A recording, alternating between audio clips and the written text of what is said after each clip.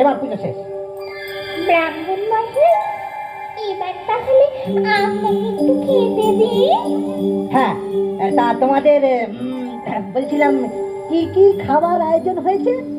700 পচা মরা, 700 কেজি পচা মাছ, 7,000